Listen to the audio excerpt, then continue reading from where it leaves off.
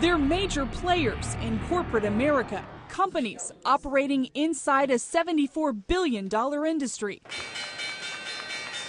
What are they selling? Prison cells. They contract with dozens of states and the federal government to house inmates and illegal immigrants. The industry has been around for decades, but conditions are ripe for a major expansion. As the states are increasingly being crunched for space, facing very strong or very large deficits, they need to find ways to reduce costs. And so this is one way that they can help solve budgetary problems. Dr. Mulhausen says private prisons like this one in Washington, D.C. offer government savings of about 3% and reduce prison overcrowding. It's a savvy business model, but the contracting of the caging of humans to private companies operates under a cloud of controversy. 3 years ago, Jesus Cardenas was locked up for check fraud. He served 9 months in a Texas-run prison, then transferred to a private facility run by Corrections Corporation of America, or CCA, for the rest of his sentence. He tells CBN News he immediately noticed a difference in the level of security. They were just going through the motions. These officers that were there were just drawing a paycheck. When I say go through the motions, instead of going through my property to see if I had picked up any contraband or anything of that nature, they went ahead and used my property slip that I left the unit with.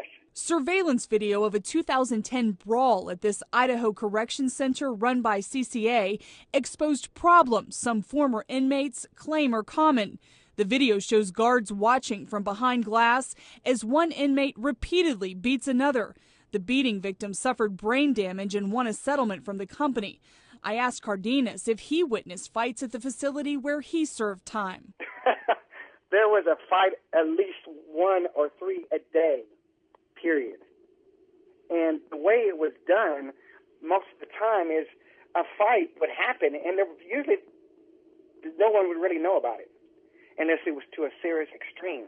How come they wouldn't know about it? The lack of security, the lack of officers. Critics complain private prisons cut corners on salaries, guard training, inmate medical care, and facility maintenance to add to their bottom lines. The model as a whole has not had a happy history. Dr. Fran Buntman is a criminologist at George Washington University. Is it a good idea for for-profit businesses to be in the business of locking up criminals? My short answer is I don't think so. She says there are lots of reasons why.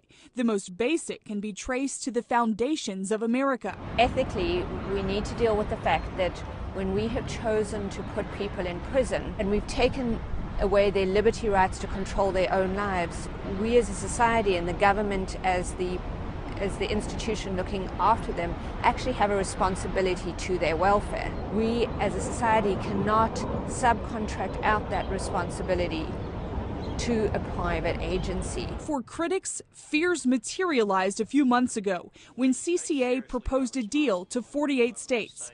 The company would buy state prisons and manage them if the states guaranteed a 90% prison occupancy rate. What's more important, people or money? John Whitehead, founder of the Rutherford Institute, compares private prisons to big box retail chains. I'm not saying corporations are evil, but corporations exist for one thing: to make money, maximum profit.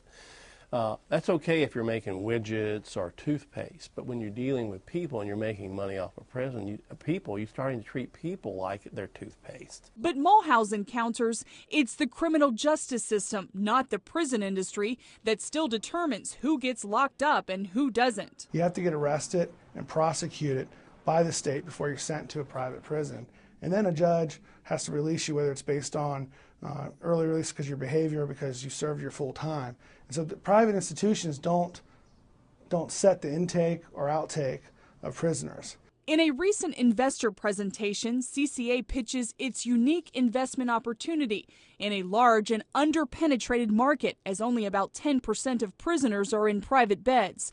The company boasts limited competition, points out public prisons are overcrowded and prison populations are growing, and declares the industry recession resistant. And finally, another reason investing in the jailing of people makes good financial sense: high recidivism. CCA cites studies that reveal high numbers of inmates return to prison again and again. Buntman says turning the imprisonment of people into profit leads to the overcriminalization of Americans and de-emphasizes rehabilitation. By giving financial incentives to imprison people directly or indirectly, including through private prisons, what we're doing is we're finding a way to increase the incentives to put people in prison. Like in Texas, they've now built this really nice 608-bed facility that's like a dormitory. It has basketball hoops. You look out and there's a lawn in the prison. It's for immigrants. What they're going to encourage is, in a very tacit way, is illegal immigration, because it's important for them to fill those facilities. Remember, they have to keep a 90% occupancy rate. So we're going to see a lot of strange problems. We're going to be wondering why the government's not really cracking down on illegal immigration. That's going to be one reason. Jesus Cardenas says he was locked up with members of multiple gangs who kept phones, drugs, and weapons in their cell. He kept this ledger to document violations, from serving rotten food to guards selling drugs to inmates. Bringing cigarettes in, cell phone in, medication, drugs, and then things of that nature. The only way something's going to happen or some kind of change is somebody's going to get probably seriously hurt or killed in order for someone to say something or to do something about this. Despite the controversy, experts anticipate the private prison industry will continue growing. Whitehead says he expects the criminalization of America to grow with it, including the incarceration of more women and children. I think America's lost its way. I think the way we view people, the old Judeo-Christian viewpoint that people were created in the image of God, they had great worth and dignity. We should care for them.